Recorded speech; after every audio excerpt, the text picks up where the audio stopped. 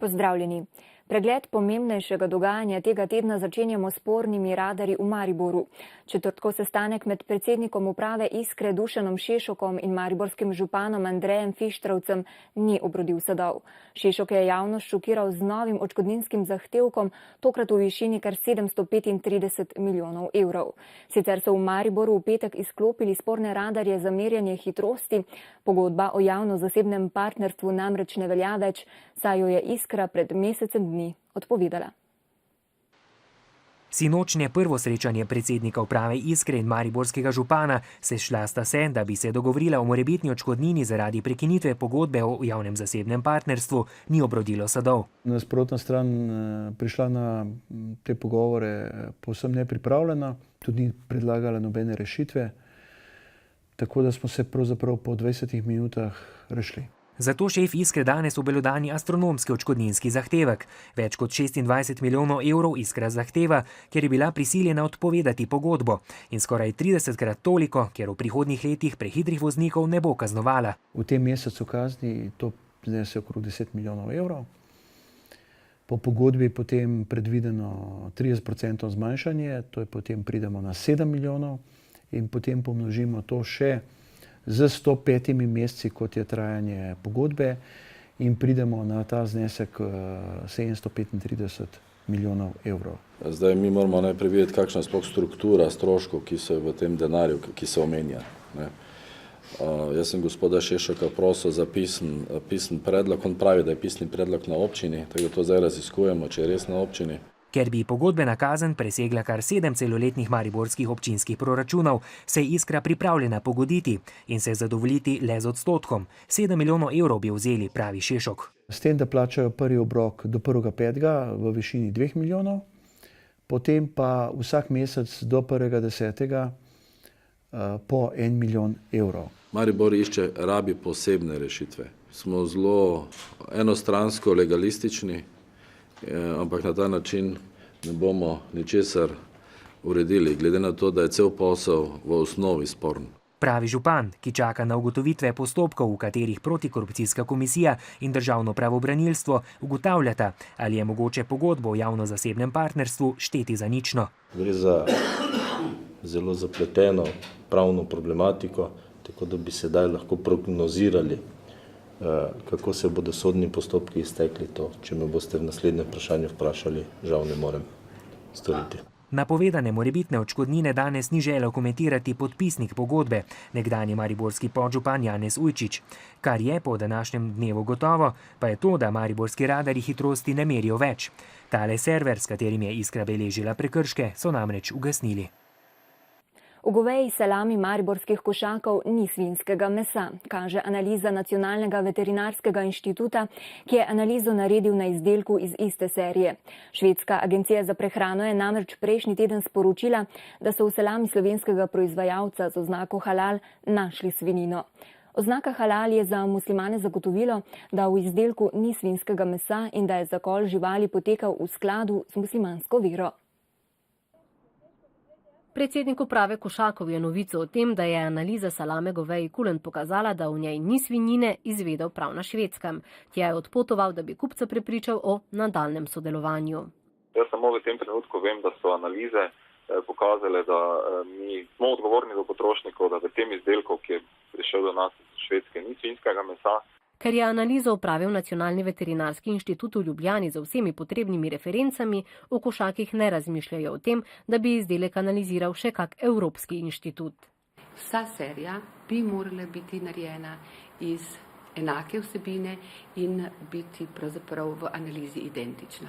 Hkrati smo pa ob analizi tega govejega kolena na analizo dali tudi 20 ostalih vzorcev naših mesnih izdelkov, seveda da dodatno preverimo skladnost s deklaracijami in analize so pokazale tudi, da so vsi ti vzorci ostalih mesnin družbe Košaki TMI skladni z deklaracijami navedenimi na izdelki. V islamski skupnosti rezultatov analize niso želeli komentirati. Za komentar smo prosili tudi Švedsko agencijo za prehrano, a so vsi pristojni prav danes odsotni. Škoda, ki so jo zaradi afere halal utrpeli Košaki, pa je ogromna, saj se jim je prodaja skoraj ustavila. Ob tem pa so že tako ali tako v postopku prisilne poravnave. Potem, ko je družba KBM Invest maja lani od propadlega podjetja Konstruktor odkupila 2 stolpnici skupno s 170 stanovanji, jih je doslej uspela prodati le tretjino. Februarja so začeli tudi prenovo stolpnice S3, kjer bo po obnovi bloka na voljo še 81 stanovanj. Na trgu jih bodo ponudili prihodnje leto. Stanovanjski sklad je odkupil 50 stanovanj, praznih ostaja še 46. Marca so začeli prenavljati tudi tole stolpnico, v kateri bo na voljo dodatnih 81 stanovanj. Urediti nameravajo streho, fasado in okolico. Stanovanja bo mogoče kupiti prihodnje leto. Bomo v roku meseca do 2 pripravili razpis za dokončanje stavbe. Moram pa povedati, da imamo že sedaj približno 20% rezervacij za stavbo, katera še ni končana. Cene se bodo gibali okoli 1300 evrov na kvadratni meter. Kupcem pa bodo na voljo tudi ugodni bančni krediti. Za vsa stanovanja, katera so v naši lasti, ponuja zelo ugodno obrestno mero, se pravi 3-mesečni Euribor plus 1,9 marža. Prodaja stanovanj je lani upadla za skoraj četrtino. Nižje so tudi cene, a so novogradnje za kupce še vedno zelo zanimive, opažajo nepremičninski agenti. Ne bi smelo biti problemov pri prodaji teh nepremičnin. Moramo se zavedati, da v Mariboru praktično novograden ni, da se v zadnjih 2 letih ni nič kaj dogradilo zraven. KBM Invest ima v lasti tudi Maistrove dvore. Za stanovanja višjega cenovnega razreda je nekoliko manj zanimanja. Doslej so prodali le okoli 30% stanovanj. Davčni neplačniki, ki državi skupaj dolgujejo skoraj 930 milijonov evrov, so razkriti. Davčna in carinska uprava sta na spletnih straneh objavili seznam podjetij in posameznikov, ki že več kot 3 mesece dolgujejo več kot 5000 evrov. Seznam je obsežen, na njem je 16 000 podjetij in fizičnih oseb. Namen javne objave seznama davčnih neplačnikov je predvsem krepitev davčne kulture in izboljšanje plačilne discipline, pojasnjujejo v Davčnem uradu Maribor. Poslovni subjekti v marsikaterih primerih niso sledili temu načelu ali pa temu cilju.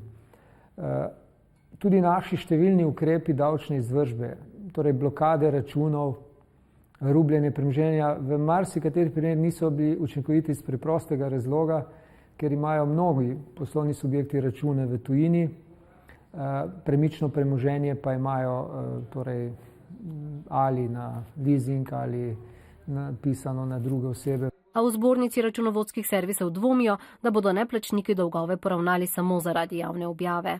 Hiter pregled čez ta seznam nam pove, da je večina teh dolžnikov ali v stečaju, da so recimo v gradbeni dejavnosti ali da so to zgodbe, ki so pač prešle iz privatizacije raznih podjetij. Se pravi, da je zelo malo možnosti, da bi davčna uprava lahko izvršila oziroma dobila poplačane tele davke.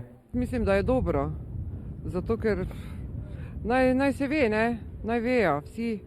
Jaz mislim, da bi morali tisti, ki so dolžni državi, to takšne stvari treba javno objaviti obvezno. A menite, da bodo potem plačali?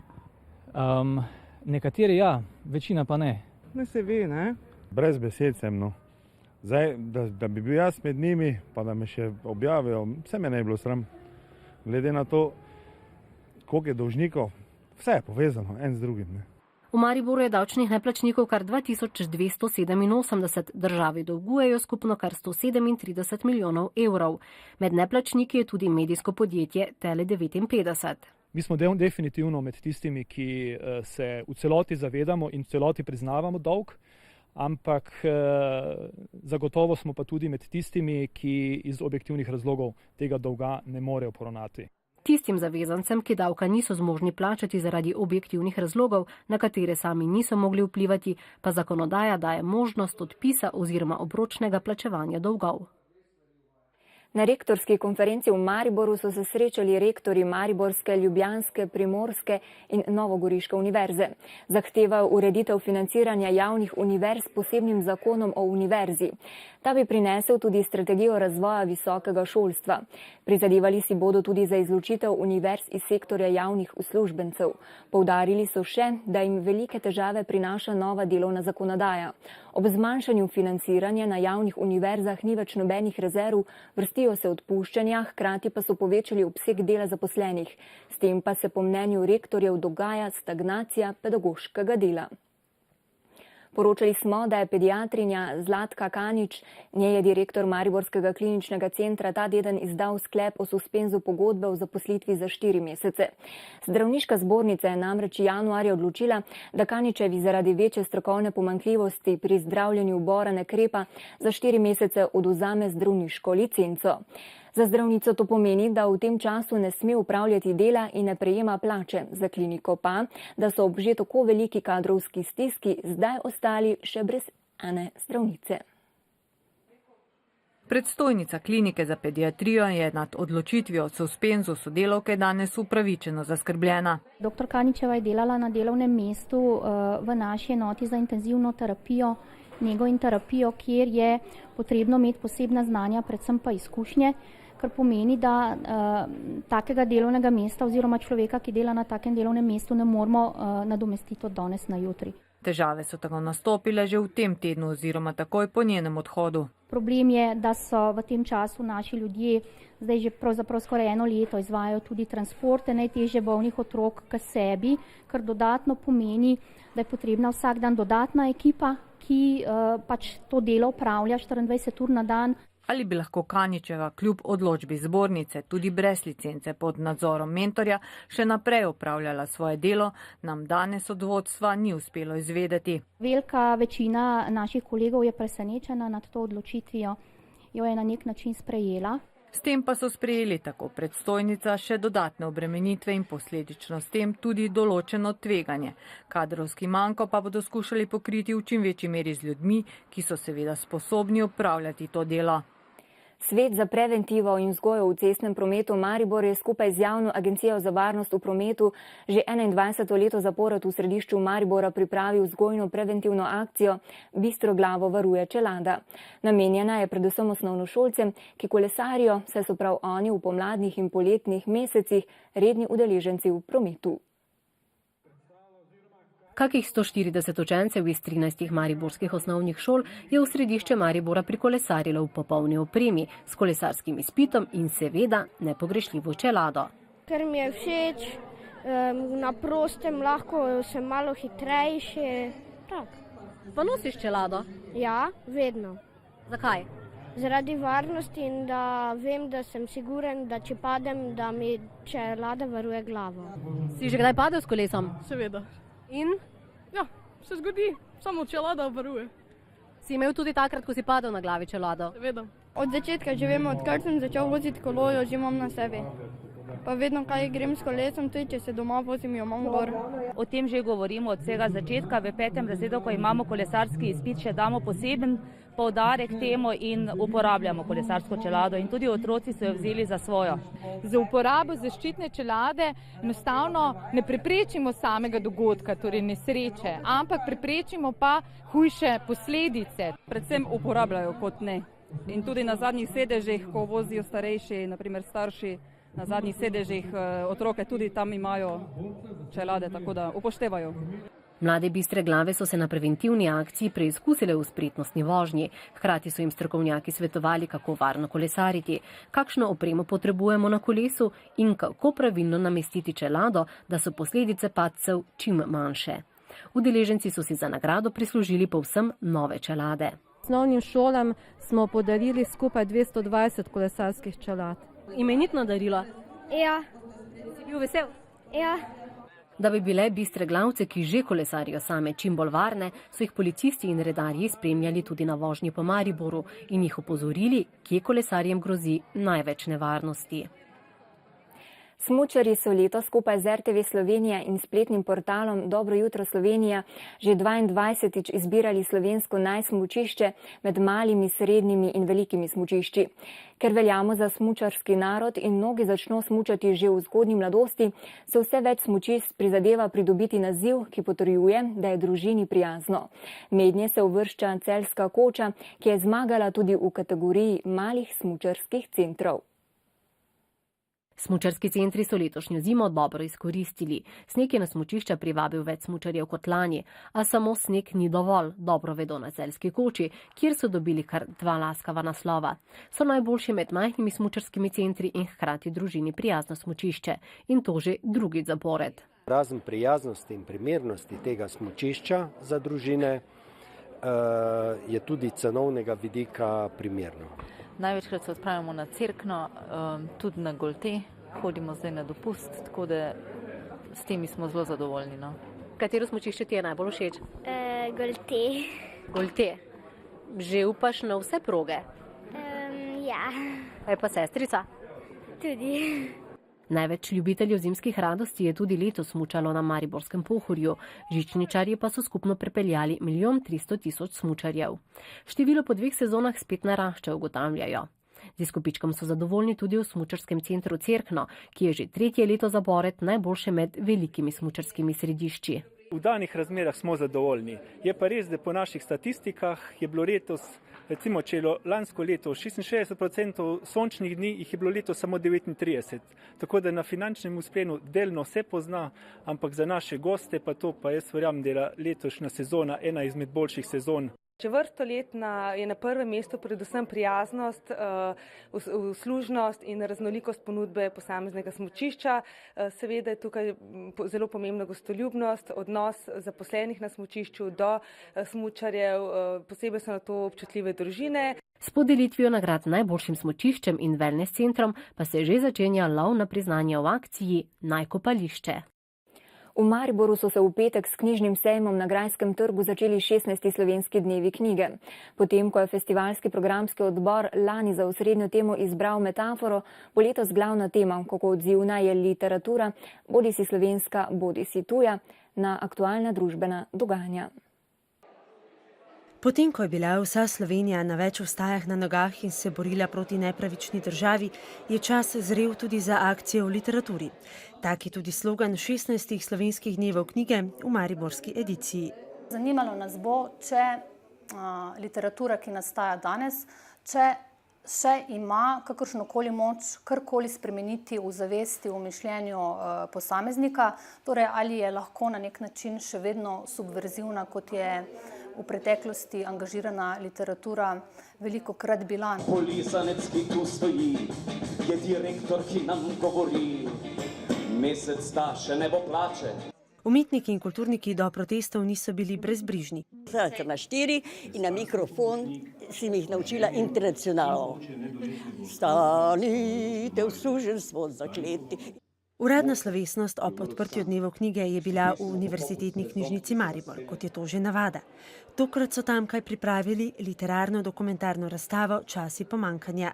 Izbral sem 10 pesmi odličnega pesnika Vinka Möderndorferja. To so pesmi za socialno tematiko iz zbirke Prostost sveta in pesmi iz Črne kronike. Sicer časopisnih oglasov iz leta 1918, prošenj za stanovanje iz leta 1929 in pa sodobnih prošenj za delo na internetnih forumih, govoriti o krizi. Ena od stalnic dnevov knjige pa je vsekakor tudi knjižni sejem na Grajskem trgu. Moram reči, da je družbeno kritična tematika meni zelo ljuba, ker tudi sama skušam biti kritična, ampak ne črnogleda. Osrednji gost bo letos Alojz Ihan, ki se je s svojimi državljanskimi eseji zavihtel v sam vrh družbeno odgovorne literature.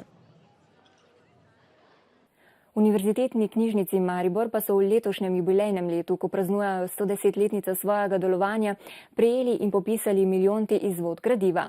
Okrogla inventarna številka je pripadla knjigi Slovenski jezik v stiku evropskega, podonavskega in alpskega prostora, ki jo je izdala tukajšnja univerza.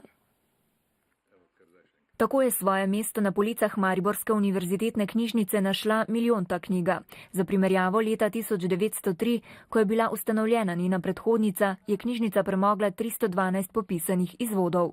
To je zelo velika številka.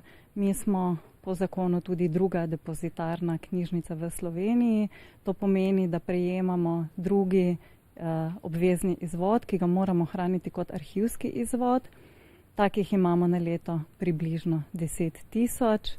V knjižnici se zato spopadajo tudi s prostorsko stisko. Želijo si, da bi z ustreznimi policami za hrambo gradiva opremili približno 2000 kvadratnih metrov veliko skladišče, ki na opremo čaka že 25 let. S tem bi prostorsko težavo rešili za 10 let. Brez pomoči našega financerja tega ne bomo zmogli. Mi ocenjujemo, da bi bila ta enkratna investicija v opremo 400 000 evrov, kar pa pomeni, da je ta prostor treba najprej ustrezno tudi bioklimatsko usposobiti. Pristojno ministrstvo nima več predvidenih sredstev za opremo, knjižnici pa zmanjkuje denarja tudi za nakup novega gradiva.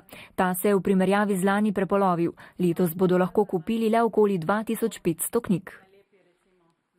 Nekdanji nogometni reprezentant, zdaj član nemškega drugoligaškega kluba Goran Šukalo, ni kriv organizacije in sodelovanja v nelegalnih športnih stavnicah. Tako je razsodila sodnica.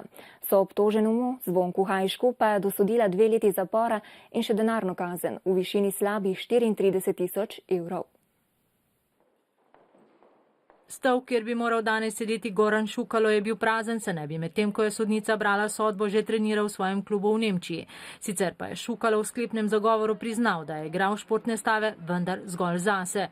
Tožilstvo sicer ni uspelo z obtožbo, uspelo pa je uničiti mladega perspektivnega igralca z neutemeljenimi obtožbami. Niti enega dokaza ni bilo.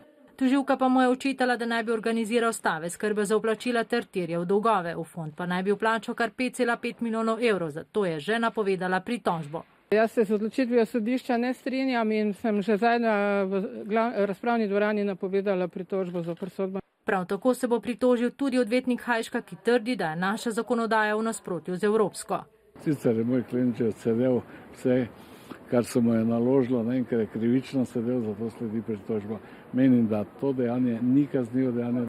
V spornih športnih stavah naj bi sicer sodelovali številni slovenski in tuji nogometaši, vendar je na zatožno klop sedel le Šukalo. Sojenje se je začelo marca lani, po navedbah iz obtožnice pa naj bi peterica sprejela za kar 32 milijonov evrov stav in pri tem samo s provizijami zaslužila za okoli 1 milijon evrov. Sredi sodnega procesa je trojica Kosta Turner, Vasja Turner in Ivan Vinko, ki je sicer obvladovala stavniške posle, krivdo priznala in že odslužuje kazen. Spoštovani, to je bil preglednik televizije Maribor. Hvala za pozornost, ostanite v naši družbi in nasvidenje.